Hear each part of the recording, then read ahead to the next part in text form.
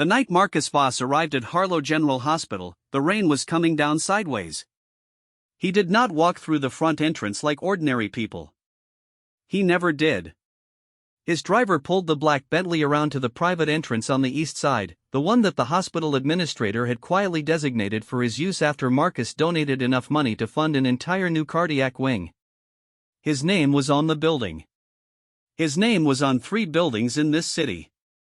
When Marcus Voss walked through a door, that door tended to open before he touched it. He was 34 years old and he had the kind of face that made people forget what they were saying mid-sentence. Not traditionally handsome in any soft, approachable way. He was hard. Jaw like carved stone, eyes the particular dark gray of a storm that has decided it is serious. His hair was black and he kept it just long enough to suggest he did not entirely care what anyone thought of it. People called him the Vampire King behind his back and, occasionally, when they were feeling brave or drunk, to his face. He ran Voss Capital like a medieval siege, patient, methodical, and completely without mercy. He had not been to a hospital in 11 years. His personal physician came to him. That was the arrangement. That had always been the arrangement. But Elena Voss was not the kind of woman who waited for arrangements. His phone had rung at 11:47 p.m. His assistant, David, voice careful the way voices get when they are delivering news that cannot be softened by phrasing. Your mother, sir. She's at Harlow General. She came in through the emergency entrance about an hour ago. She didn't call you directly. Marcus had been sitting in the back of the car before David finished the sentence. The emergency wing was loud and bright in the way of places that are always dealing with the worst moment of someone's day. Marcus moved through it the way he moved through every room, like he owned it, because technically, in a way, he did. A nurse recognized him and straightened. He did not stop for her. He followed David, who had arrived 20 minutes earlier and was standing outside a curtained bay with the expression of a man who has been asked several questions he cannot answer. She's stable, David said immediately, because he knew Marcus well enough to lead with that. Blood pressure issue. They think she fainted. She's speaking clearly, she's herself, sir. Marcus pushed the curtain aside. Elena Voss was 71 years old and she had the posture of a woman who had never once in her life asked for help. She was sitting up in the hospital bed wearing a hospital gown that she had clearly negotiated the terms of, because she was also wearing her own cardigan over the top of it, buttoned precisely. Her white hair was loose. That was the only sign of disorder. Elena Voss did not leave the house with her hair loose. She was not alone. Sitting in the chair beside her bed, leaning forward slightly, holding Elena's hand in both of hers, was a girl Marcus had never seen before. She was young, early 20s at most. Small in the way of someone who had missed some meals, not in the way of someone who chose to. Her clothes were wrong for November. A thin jacket over a gray hoodie, jeans with a tear at the knee that was not the fashionable kind, canvas sneakers that had been through a winter already and were showing it. Her dark hair was pulled back with what appeared to be a rubber band. She had no bag. No phone visible. No jacket that would have been adequate for the temperature outside. She was talking to Elena in a low voice. Not performing comfort. Actually delivering it, the way people do when they have been around enough difficulty to know that talking loudly about everything being fine does not actually help anyone. Elena saw Marcus first. Her face did a thing he had not seen it do in a long time. A flicker. Not of fear. Of something more complicated than fear. The girl turned. Her name, Marcus would learn shortly, was Rania Khalil. She had a small scar above her left eyebrow from something she would never volunteer information about. Her eyes were brown, the warm kind, and they looked at Marcus with exactly zero deference. Most people who encountered Marcus Voss in an unexpected context had a reaction that fell somewhere on the spectrum between recognition and intimidation. The man was on the cover of 2 financial magazines currently. His face appeared on the side of a building downtown as part of some charity campaign his PR team had organized without asking him enough questions first. Rania Khalil looked at him and said, "You must be the son." Not Mr. Voss. Not a question. Just a statement, delivered evenly, the way you speak to someone who has walked into a room where you have been holding things together and you are not going to stop holding things together just because they arrived. Marcus looked at his mother. Elena's hand was still inside Rania's. Marcus, Elena said. Come in. Don't stand in the doorway like that, you'll intimidate the nurses. He stepped inside. His eyes moved to Rania again, and then to their joined hands, and he had the brief, unsteady sensation of having walked into a scene of a film that had been running without him for some time. Who is she? He asked his mother. Not rude. Just direct. It was the only register he had. Rania found me, Elena said. On Clement Street. I was on my way out of Bergman's and I felt unwell and apparently I sat down on the pavement outside and Rania was there and she called the ambulance and she rode with me. Marcus looked at Rania. You rode with her. She was scared, Rania said simply. She didn't want to be alone in the ambulance. The word landed in the room the way certain true words do. Elena Voss was not a woman who admitted to being scared of anything. The fact that this girl had seen it, had named it so plainly, without making it either a larger thing or a smaller thing than it was, Marcus registered this in some part of himself that was not his business brain. I'll arrange for a car to take you home, he said. It was the response his brain produced. Practical. Efficient. Acknowledged the service, compensated, closed the loop. Rania blinked at him. I'm fine, she said. It's past midnight and it's raining. I'm aware of the weather. Elena made a small sound that was not quite a laugh. Marcus looked at his mother, really looked at her, past the carefully maintained posture and the buttoned cardigan and the arranged expression. She looked smaller than he remembered. That happened slowly and you only noticed it in moments like this, when the lighting was bad and the circumstances were stripped of the usual furniture of daily life. He pulled the second chair close to her bed and sat. For a moment no one spoke. Rania released Elena's hand gently and stood, moving back a half step to give the space to Marcus without making a production of it. I'll go ask the nurse about the test results, she said. You don't need to, Marcus started. She asked me to half an hour ago, Rania said. Before you arrived. She said it without edge. Not a correction. Just information. She stepped out through the curtain and the bay was quieter. Marcus looked at his mother. How long have you been unwell? I fainted. I wasn't unwell. Elena. She looked at him. She was the only person alive who could silence him with a look, and she deployed it now, though with less force than usual, because she was tired. A few weeks, she said. Small things. Nothing I thought warranted, you should have told me. You are busy. You are my mother. And, you are always busy, Marcus. That is simply true, not an accusation. He did not have an answer for that he could say out loud in a hospital with thin curtains. Rania came back with a nurse, who explained that Elena's tests showed low blood pressure likely exacerbated by mild dehydration and the combination of two medications whose interaction had not been flagged at the pharmacy. Not life-threatening. Manageable. Follow up with her GP in the morning. Rest tonight. Marcus listened to all of it with the focused attention he gave to quarterly earnings reports. He asked 3 precise questions. The nurse, to her credit, answered them precisely. When the nurse left, Rania was standing near the curtain, hands in her jacket pockets, and she was shivering. Not dramatically. Just the small, involuntary kind. It was cold in the hospital. It was colder outside. Marcus looked at her. Properly, this time. The too thin jacket. The worn shoes. The no bag.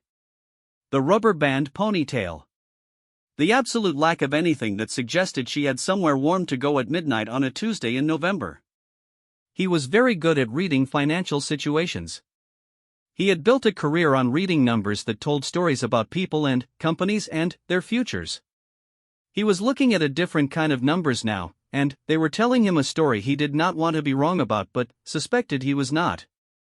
Where do you live? He asked. Rania met his eyes.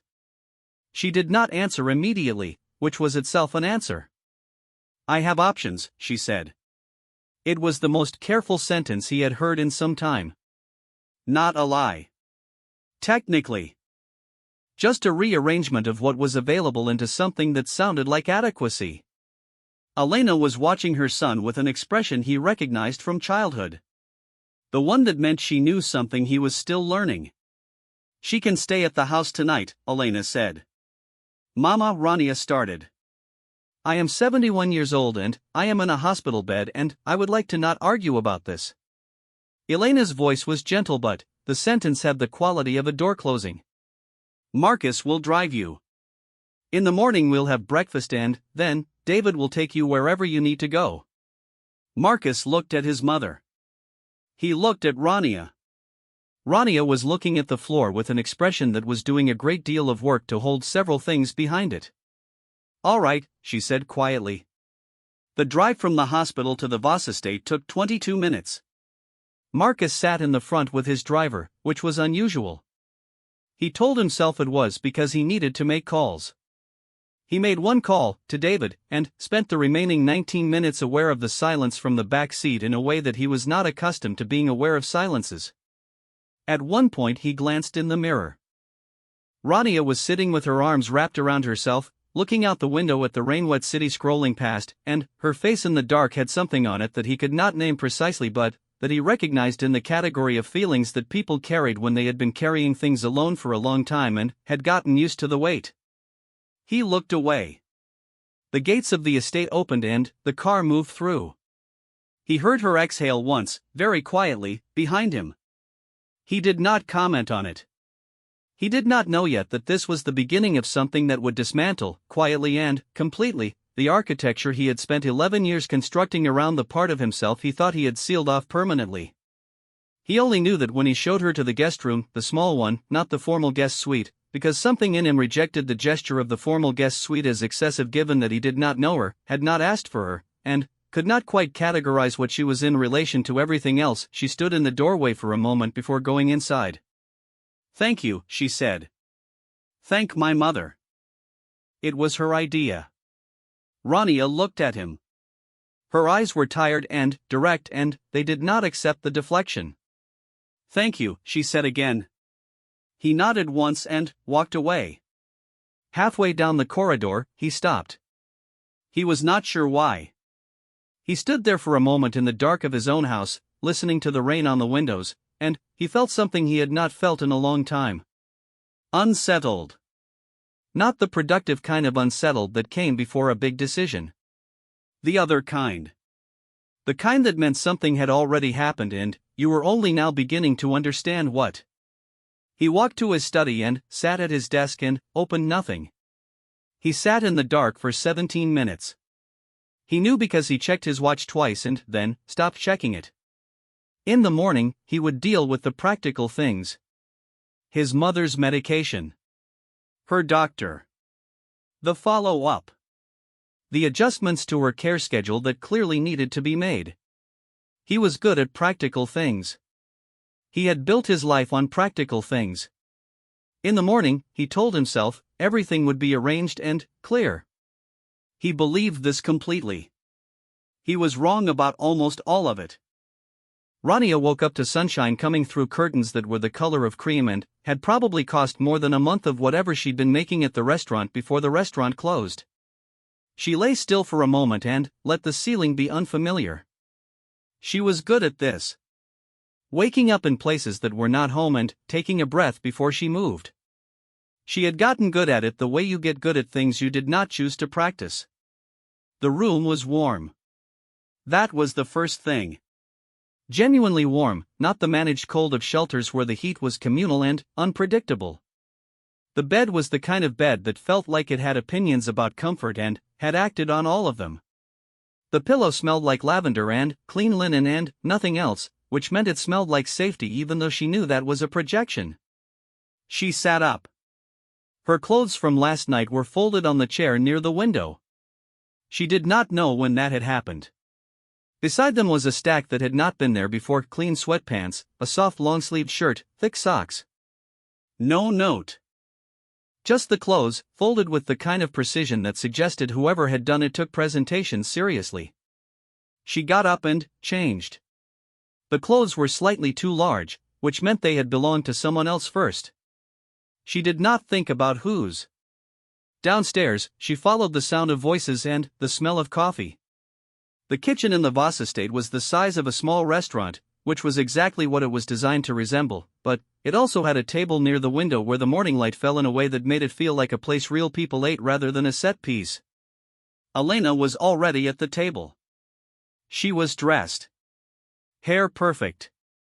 As if the hospital had been a rumor. She looked up when Rania appeared and something in her face went warm and immediate. "Sit," Elena said, and it was the kind of sit that was actually welcome. Rania sat. A woman she didn't know produced coffee without being asked and then quietly disappeared, which Rania respected enormously. "How do you feel?" Rania asked. "Old," Elena said. "But that is a pre-existing condition." She sipped her coffee. "How do you feel?" "Better than yesterday." Elena looked at her in the particular way of someone who knows that better than yesterday could cover a very wide range of things. "Marcus wants to talk to you after breakfast," Elena said. Rania had been lifting her coffee mug. She kept lifting it. Drank. Set it down. "About what?" "He hasn't told me." Elena said it with the mild patience of a woman who had spent decades not being told things by men who thought they were managing information. "But he was up at 5 this morning, which means he's been thinking." "Is that unusual?" "For most people. For Marcus it means something is bothering him enough that he cannot manage it by working on it." Rania looked at the coffee. The breakfast that arrived was not the overwhelming production she had braced for. Eggs, toast, sliced fruit. The kind of meal that was made by someone who understood that hunger was its own emergency without requiring performance around it. She ate. She did not make herself eat slowly to appear less hungry because she was past the energy required for that particular act. Elena watched her without appearing to watch her, which was an art form.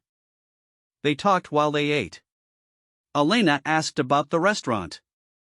Rania gave an honest answer, which was that it had been a good job for 8 months and, then, the owner had sold the building and the replacement restaurant had not needed her. Elena asked about before that. Rania answered in the measured way she always answered questions about the before, parceling out enough to be honest, not enough to become an object of pity. She had found the line between those two things through practice. She did not mention her mother.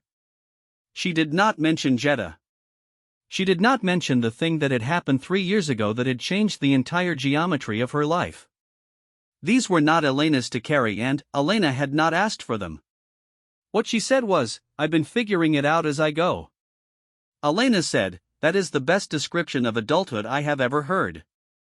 Marcus came in at the end of breakfast with the energy of someone who had already done 4 things and was now doing a 5th. He was in a dark suit, no tie, which Rania understood from David's brief comment last night was his version of casual. He poured his own coffee, which surprised her. She had expected someone to pour it for him. He looked at her. "Eat?" he asked. "Yes," she said. He nodded and sat. He did not eat. He held the coffee mug in both hands and looked at the table for a moment and then at her. "I'd like to ask you some questions," he said. "You've been awake since 5 thinking about how to phrase them," Rania said. He blinked.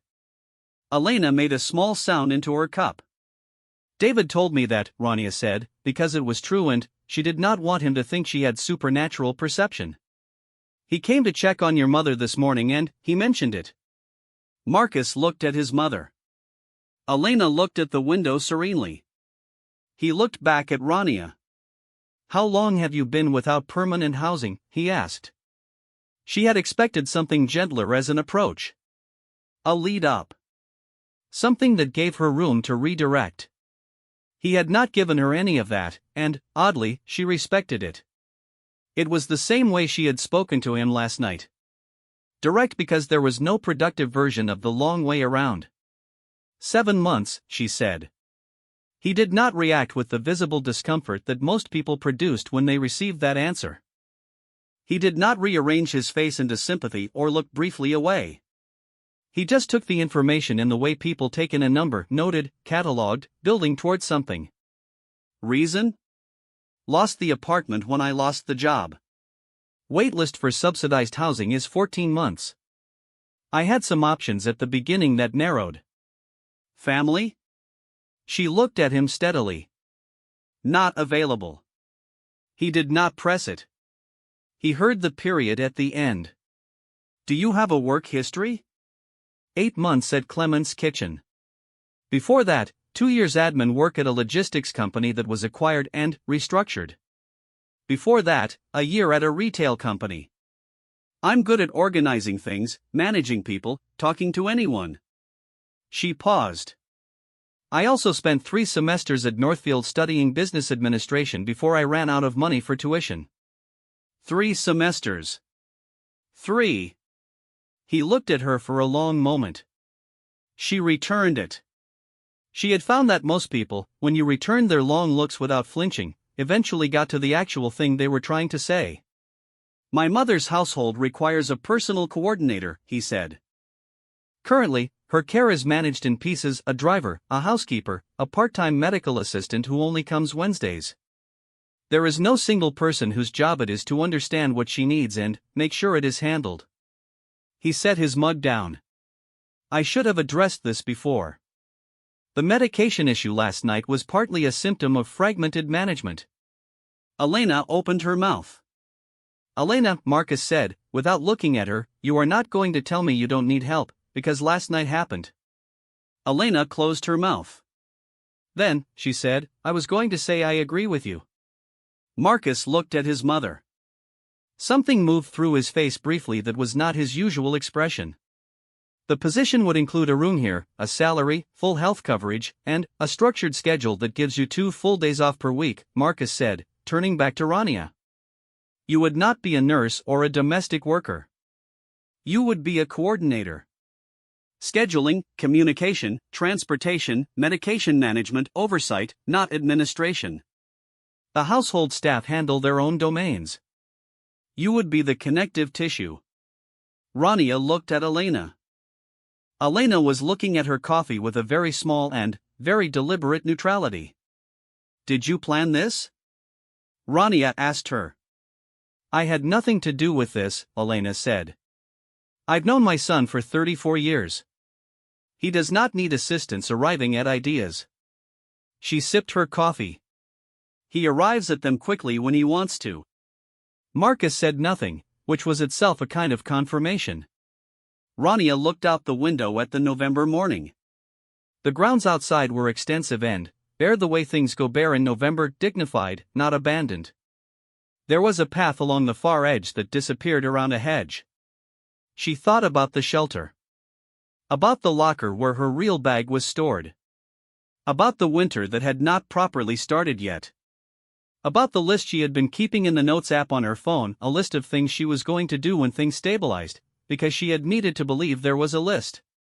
She thought about the way Elena had looked at her last night in the ambulance, holding her hand, saying I am glad you are here in a voice that meant exactly what it said.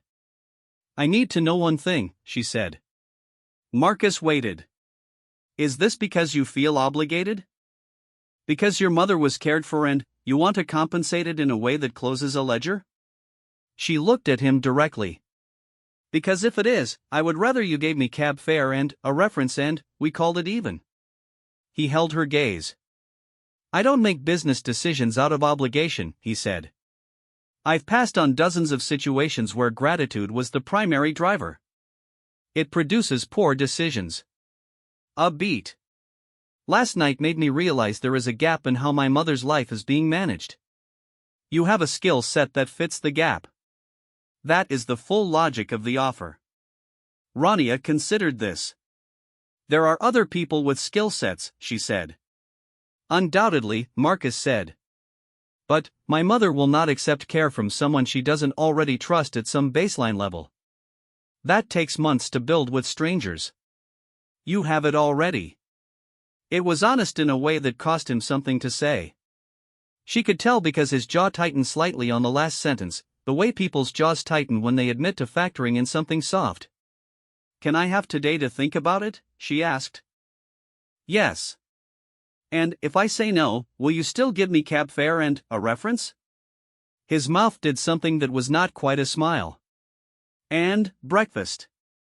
She nodded. She spent the day at the estate, which had not been the plan, but Elena suggested she walk the grounds and Rania could not think of a reason to refuse. The grounds were extraordinary in the way of things that had been tended for a long time, not showy, just deeply, quietly themselves. There was a greenhouse at the back that had been someone's project once and was now slightly overgrown. A stone bench near the far garden wall where the morning sun pooled. She sat on the bench for a long time. She was not naive. She understood that accepting an offer from a man like Marcus Voss put you inside a gravitational field that would have its own rules and its own risks. She had been inside dynamics that looked like opportunity and turned out to be something else. She had the scar above her eyebrow and a few other things besides. But Elena had held her hand in the ambulance. Elena had said, "I am glad you are here," and meant it. And Marcus, for all the weight he carried in the line of his shoulders and the careful architecture of his words, had asked her the question directly and had not softened it and had not looked away when she asked him whether he was doing it out of obligation. He had said, "I don't make decisions out of obligation." She believed him. She was not sure that made this situation simpler. In fact, she suspected it made it more complicated, in ways she couldn't fully see from where she was standing. She went back inside at 2 in the afternoon and found Marcus in the hallway outside his study, standing with his phone in his hand and his full attention on something on the screen, and she said, "Yes." He looked up. "The answer is yes," she said. "But I want the terms in writing and I want to review them myself, not just sign what's given to me." "Of course," he said. "And I want Sundays fully off." "Not on-call Sunday. Off." "Agreed. And I'm going to be honest with your mother about things. I won't manage her or soften things to keep her comfortable if honesty serves her better." "That," Marcus said, "is exactly what she needs and what no one has been willing to do." Rania nodded. She went back to her room, she was going to have to get used to the grammar of that, and she sat on the edge of the bed and she allowed herself, in private, one long exhale. She had not cried in 7 months. Not when the apartment was gone. Not at the shelter. Not during the long days of looking for work that led nowhere. She had decided somewhere in month 2 that crying was a drain she could not afford, and she had been correct, and she did not intend to start now. She just breathed. Outside the window, the November afternoon was going gray at the edges and the grounds were quiet, and somewhere in the house Elena Voss was probably sitting in her chair with her book and a glass of water and her ankles crossed and her hair perfect, and that image, for reasons Rania couldn't fully explain, made the inside of her chest feel less like a sealed container. That was enough. For now, that was enough. In the weeks that followed, Rania Khalil learned that running the daily life of Elena Voss was like managing a very elegant and entirely benevolent small government. Elena had opinions about everything. She wanted to be consulted, not handled.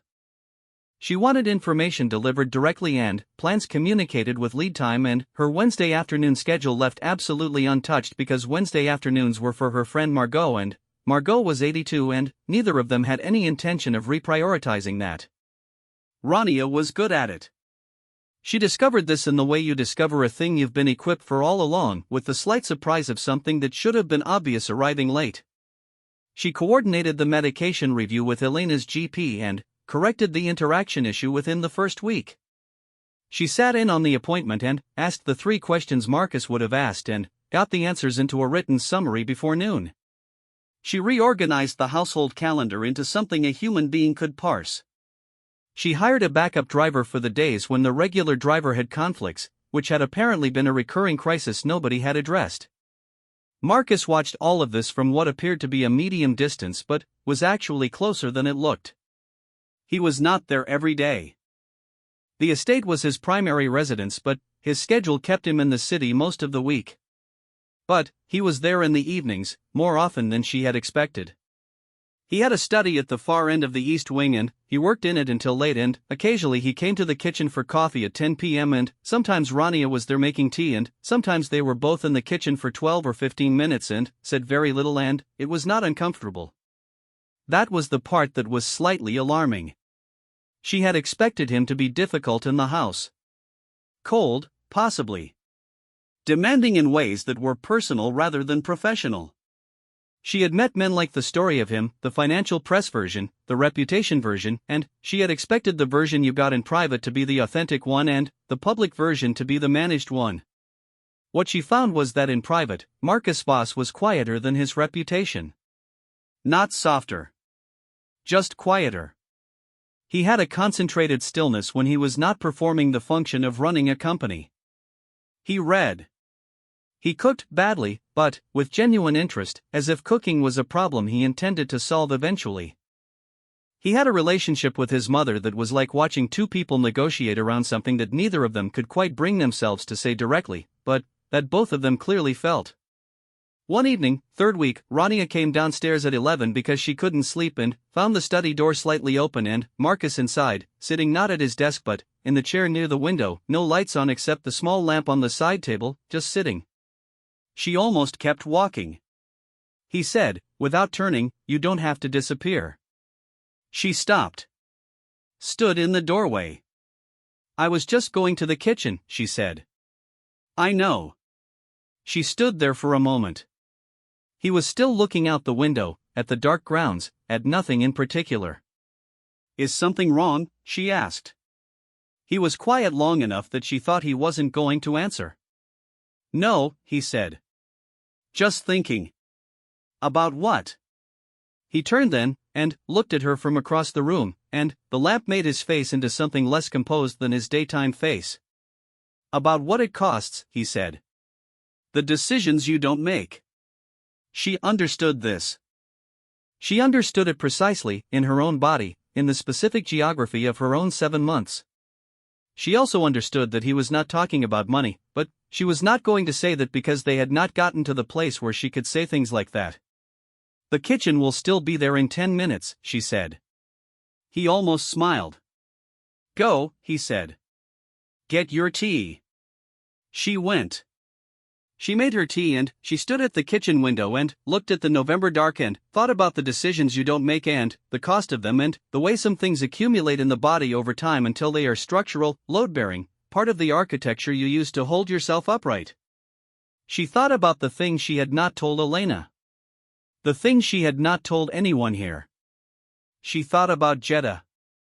And then, she thought about not thinking about it, which was the better and more practiced option, and she carried her tea back upstairs and she did not stop at the study door.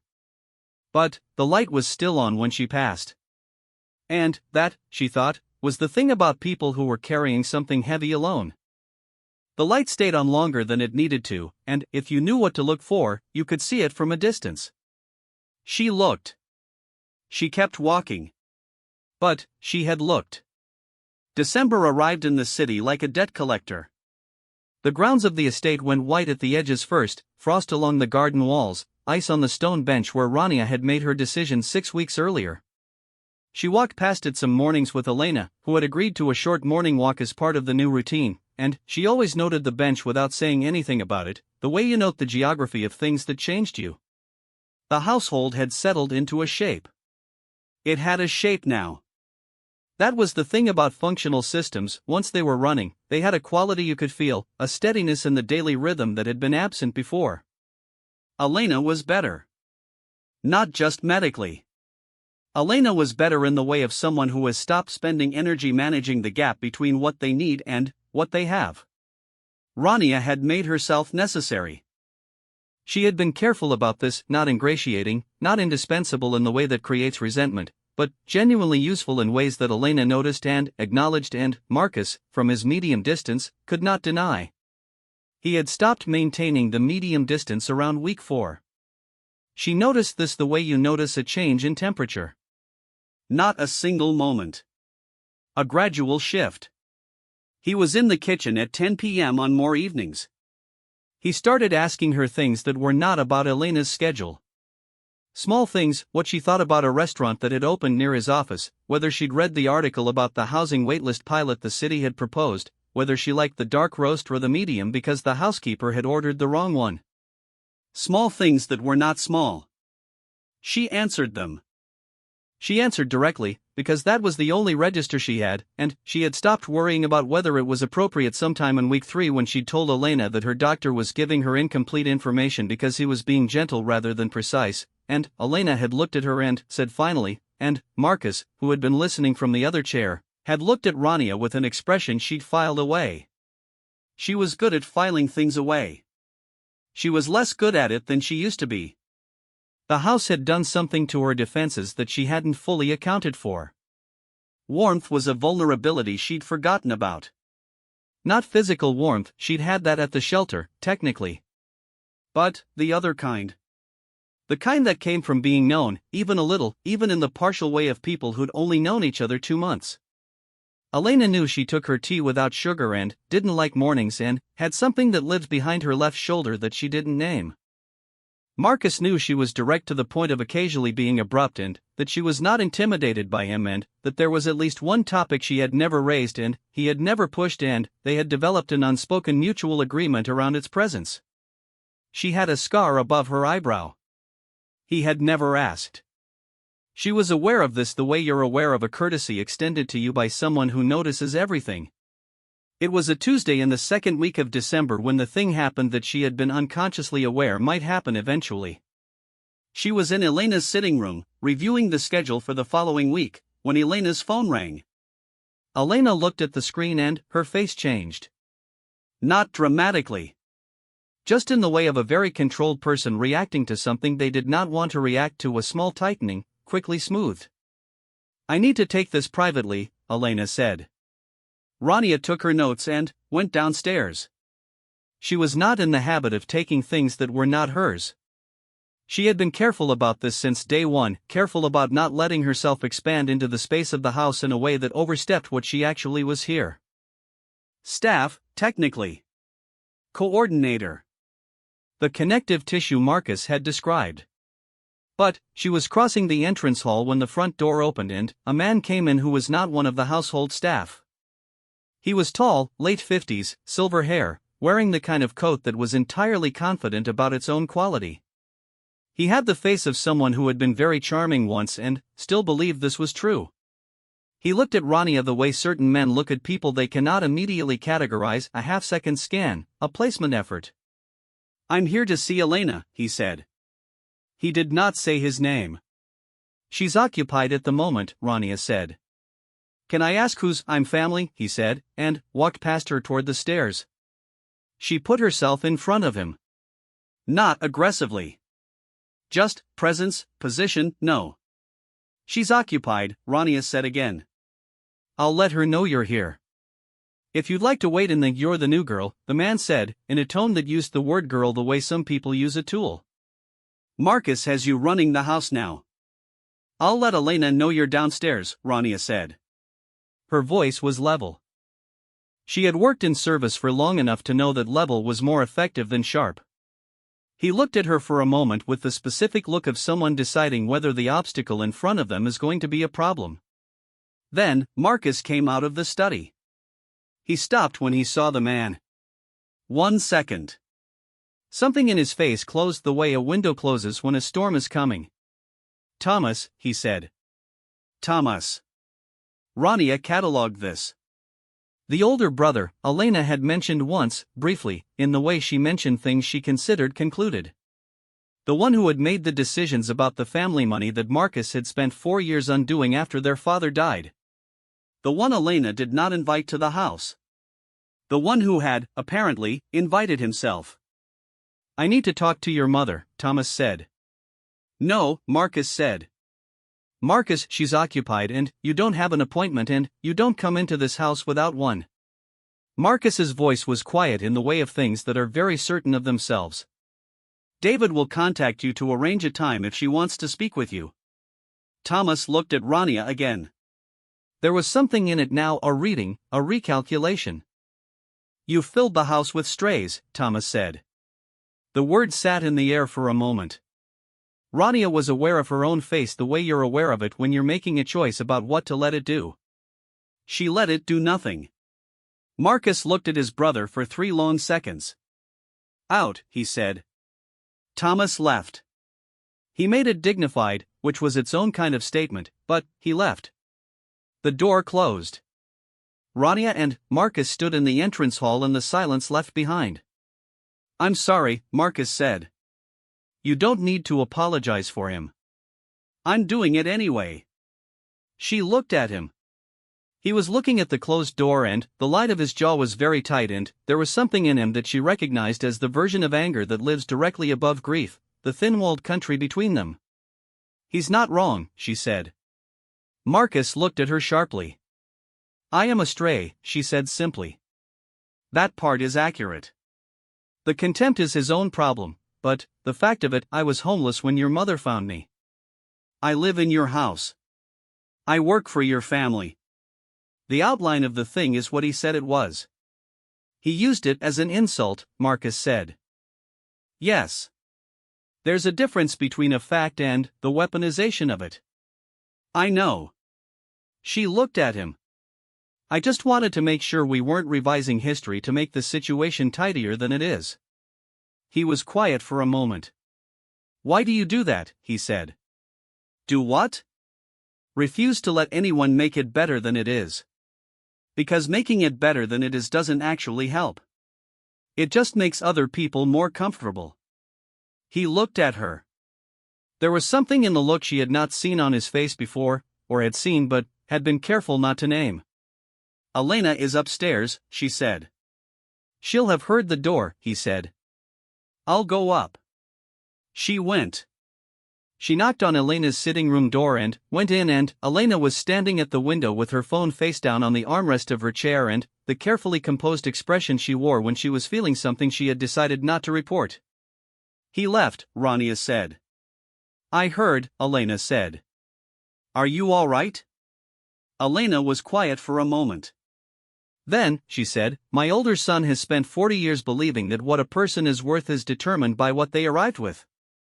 She picked up her phone and turned it over.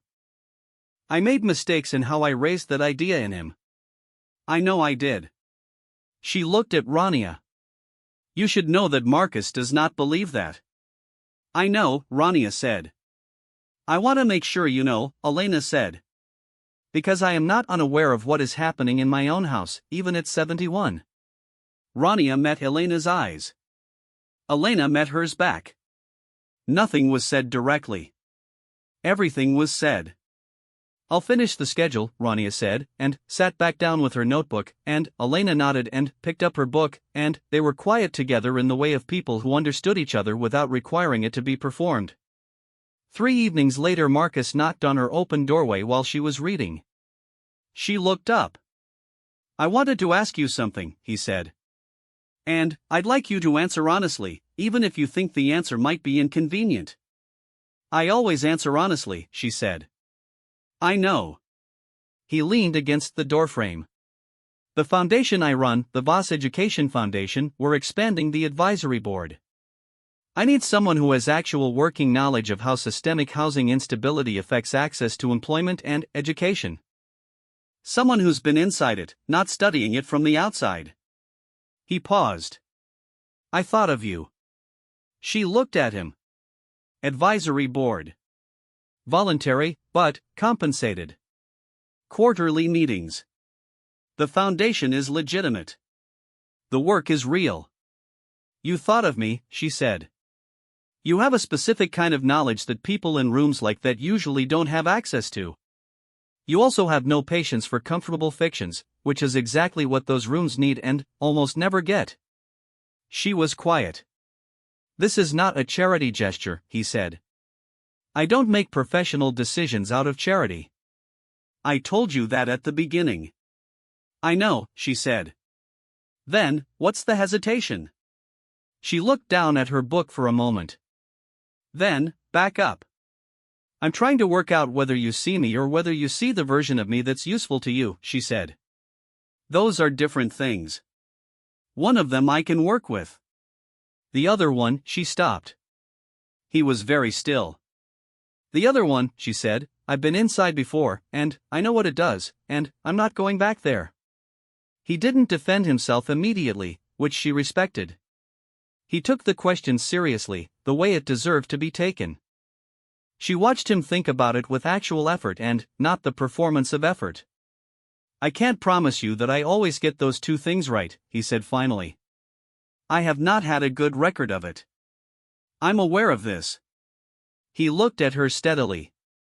"What I can tell you is that when I'm in this house at 10 p.m. in the kitchen instead of my study, it's not because I need a coordinator." The room was very quiet. "That's inconvenient information," she said. "I know. I told you to answer honestly even if the answer is inconvenient." "Yes," she said. "You did." He looked at her for a moment longer. "Then," he said, "the foundation offer stands independent of everything else. Think about it." He laughed. She sat with her book open and unread in her lap for a very long time. She thought about Jetta. About the version of herself that had believed in someone who had seen the useful version of her and not the actual version, and how long it had taken to understand the difference, and what the understanding had cost. About the scar above her eyebrow, which was not from a fall. She thought about Marcus in the kitchen at 10 p.m. She thought about the way he'd said Thomas's name in the entrance hall, one word, closed and final. She thought about the study with the light on late, the chair by the window, the man who looked quieter in private than the world believed him to be. She thought about Elena saying, "I am not unaware of what is happening in my own house." She was 39 days from having slept outside. She was sitting in a warm room in a house where someone had learned how she took her tea without being told twice. She thought, this is the most dangerous kind of safety. The kind that starts to feel like yours. She also thought, the opposite of safety is not wisdom. In January, on a Sunday, her day off, fully off, no negotiation, she sat across from Marcus at a small restaurant that was not trying to impress anyone, one he had suggested, and she had counter-suggested they try instead, and she told him about Jetta. Not all of it. The outline of it. The shape. The person, the decision, the thing that had happened at the end of the year they'd been together, the part that had changed the geometry. He listened. He did not fill the silences with reassurance. When she finished, he said, "The scar." "Yes," she said. "I've wanted to ask since the first night." "I know," she said. "Thank you for not asking." He was quiet for a moment. "Thank you for telling me," he said. It was simple. It was not trying to be more than it was. She felt something in her chest adjust, the way a door adjusts when the house settles, not broken, just finding its level. "The foundation," she said. "I'll do it." He nodded. "And the other thing," she said, the inconvenient answer, "I need it to be slow."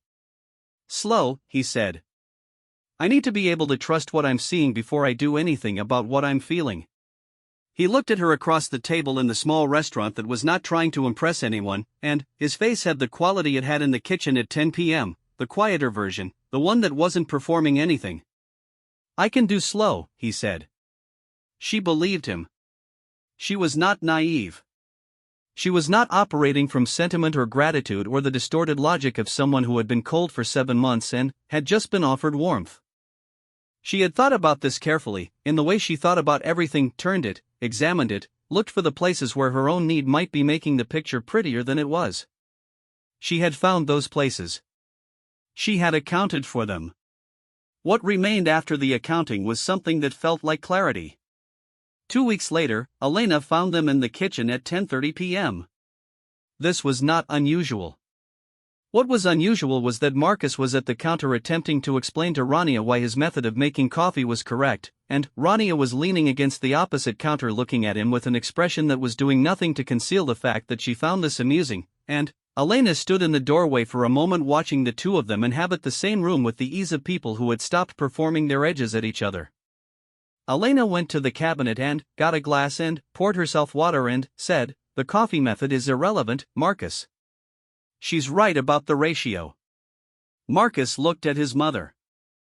Elena looked back at him with 71 years of accumulated patience and the small, deliberate smile of a woman who had known, from the night in the ambulance when she held a girl's hand and felt what it meant to be found by someone who had nothing to offer except presence. She had known, from that night, that something was beginning. She had simply waited for it to arrive.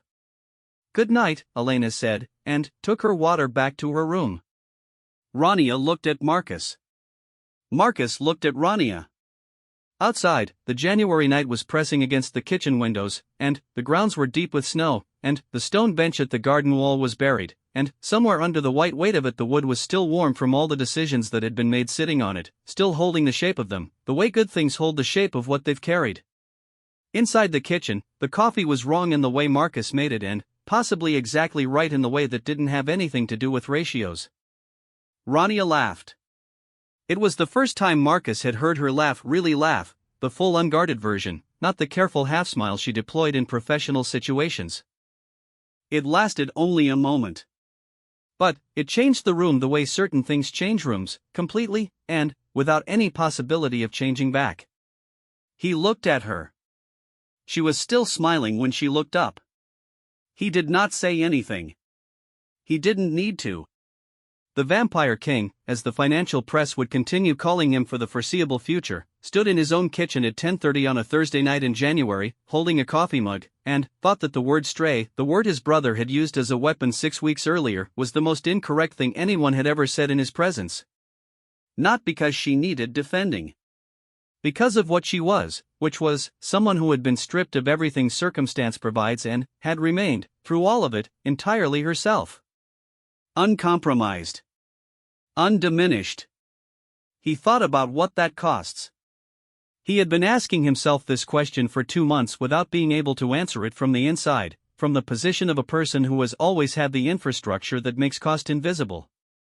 She had answered it, without being asked, by being exactly what she was in every room she entered, including this one, including the ambulance on a November night, including his mother's hospital bay, where she had looked at him and said you must be the son and held her ground without needing to. Elena Voss had not leaned on a homeless girl. She had recognized a specific kind of person. The kind that is worth knowing. The kind that holds things steady not because they have never been broken but because they've been broken and have located, somewhere in the after, the decision to remain standing. And she had been right. Elena was always right about people. It was, Marcus thought, the most consistent thing about her. He put his mug down and said, "You're still wrong about the ratio."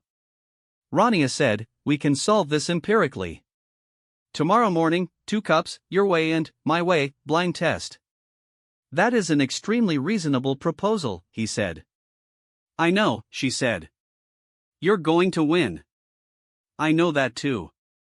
She took her tea and went upstairs. He stood in the kitchen for a moment in the quiet of the house, in the warmth of it, in the life of it, and he thought about the decisions you don't make and the cost of them, the way he'd thought about it that night in the study with the lamp on and the dark grounds outside.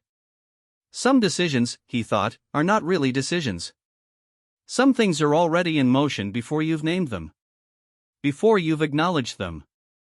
Moving beneath the surface like a current, like the subterranean thing that is the actual content of the scene, waiting to come through. He had been very good at not feeling things he had decided not to feel. He understood now, not nearly as good at it as he had believed. He turned off the kitchen light. He went upstairs. Down the corridor, under her door, there was a thin line of warm light. She was still awake. Still reading, probably. Still herself, entirely, in the room that had become hers without negotiation and without revision. He did not knock. He walked to his own room and he sat on the edge of his bed and he sat with the open feeling in his chest that was not discomfort and was not the productive kind of unsettled and was not any category he had a filed name for. He sat with it for a while. Then, he lay down. And, for the first time in a very long time, Marcus Voss, who was called the Vampire King and who ran his world like a medieval siege and who had spent 11 years perfecting the architecture of not needing things he could not manage, fell asleep before the house went quiet. Which was its own kind of answer to the question he had not yet asked out loud. But that was coming. Some things are only a matter of time.